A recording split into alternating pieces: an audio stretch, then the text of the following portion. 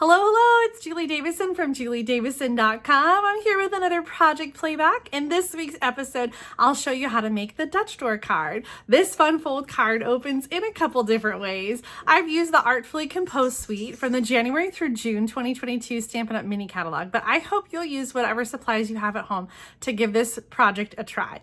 Make sure to share your samples in Julie's Stamping Spot Share and Connect group on Facebook, and don't forget to subscribe to my channel so you don't miss out on future card making videos. Thanks so much for watching. The two pieces for the card base, I'm using Just Jade here. The first one is 4 by 3/16 inch by 8 3/4 inches. This seems like a weird number because it is just 1/16 of an inch less than a normal card. So normally the card is 4 1/4 inches, but I am 1/16 of an inch shorter so that the second piece can wrap around it. So this piece is 2 1/4 inches by 8 1/2, and then I scored at 2 1/8 inch from each side. So 2 1/8 and 2 1/8, or 2 1/8 and 6 3/8 inches. So this is how the card base works. This is going to fold together like a gate fold, and they should meet in the middle. Now if they don't, and you can see I have just a little tiny gap in there, you're just going to go ahead and rock it so that they do meet in the middle, and then you can take a bone folder and sort of redo the crease. Sometimes cardstock is a little bit wider, and that's not a problem at all, so we'll just make them meet in the middle. And then this piece is going to be on the outside of our card base, and this one, the flap is going to fold down.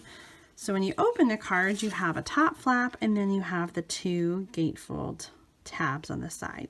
So this is going to line up on the back so that the doors open in the front. Again, they should meet, and then this should also meet in the middle. Mine slightly overlaps, and that's fine. If it doesn't, again, you're just gonna meet it in the middle and then rock it back with your bone folder.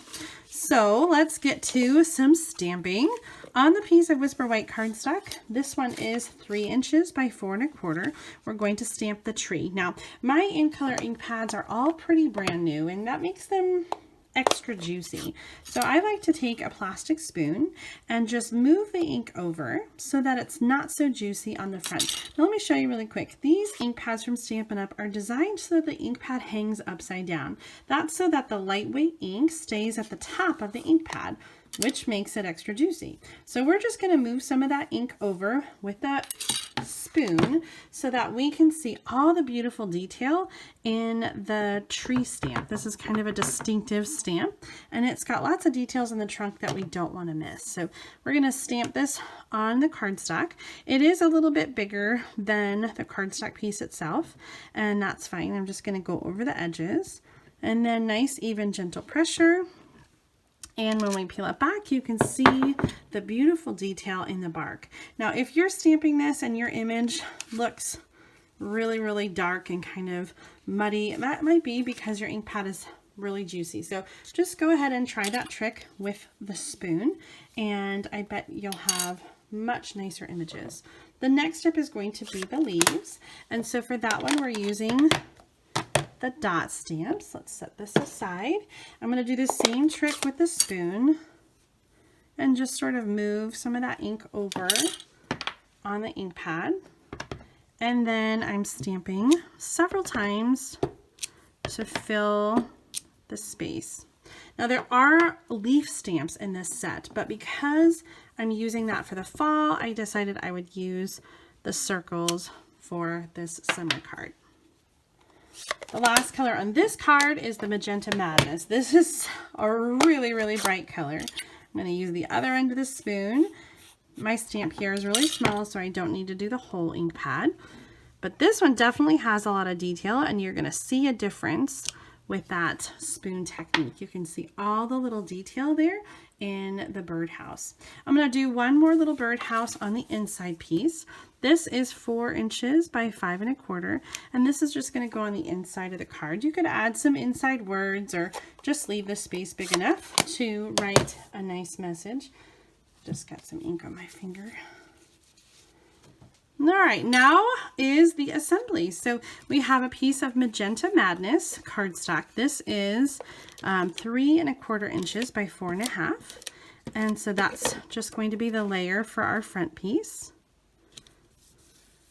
And then this inside piece is going to go inside.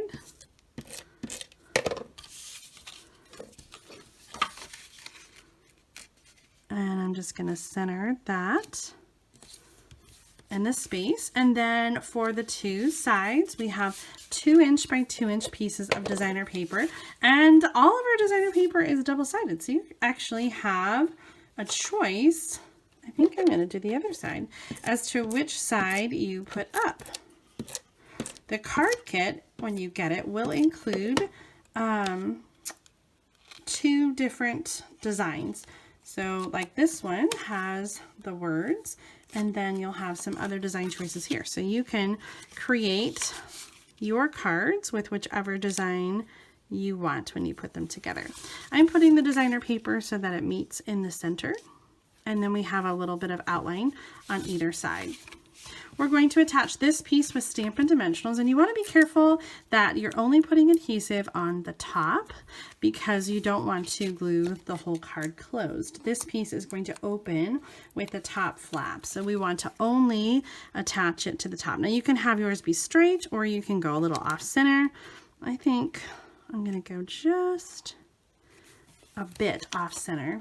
And to finish off this card, I'm just going to add some rhinestones, which will be included in the kit, and a little piece of ribbon. I wanted to incorporate some ribbon, but the tree is so big, I wasn't sure where to put it, so I decided just to do a little knot, and then add that to the card with a glue dot. So let's just give this a little trim.